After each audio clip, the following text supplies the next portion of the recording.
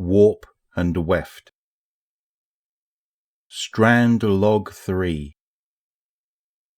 I have been conducting research among the local population, specifically regarding the children's story Nimbus told us, regarding the River of Souls. I had a suspicion that there might have been other versions, or versions with better recorded provenance. Willingness to participate in this research has been mixed, as have the results. It seems to be an endemic concept rather than a religious belief, and no one has been able to say where it comes from, save that a parent or teacher told it to them at some point. Some respondents have mentioned a river of stars, perhaps the Milky Way galaxy, and some have cited wind streams and weather formations, but the majority of respondents adhere to the River of Souls construct.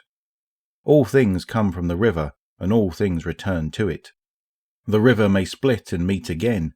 Other things may fall into it and change its course, but nevertheless it continues. In time, even mountains are worn down before it. Naturally, it is easiest to view this as an allegory for control of life. In the end, rivers are impossible to control. A person may swim or boat, but never take hold of the river to steer the course of the water itself. And it is impossible not to see the relationship to Strand, which slips away the moment a person tries to grasp too tightly. I wonder about Strand, about its appearance. We can see the origins of the stasis power on Europa, and the concept of a cosmic ice to oppose stellar fire fits very neatly into a certain sort of paradigm.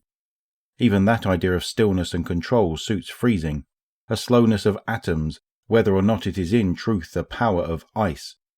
There is a certain weight to the perception of an element. If Strand has been shaped through the lens of Neomuna, surely it should have been some cosmic water instead, something that flows and gives way only to rise again.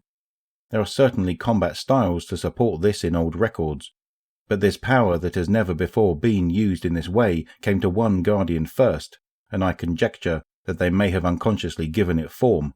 I wish I had seen it. What would connection have appeared as? Now, of course, we know the shape of this power. It is green. It weaves itself into strings.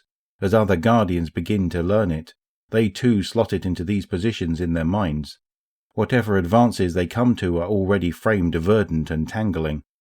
All the same, I cannot help but wonder about the nascent, formless thing it was before we reached out to it, and it reached back.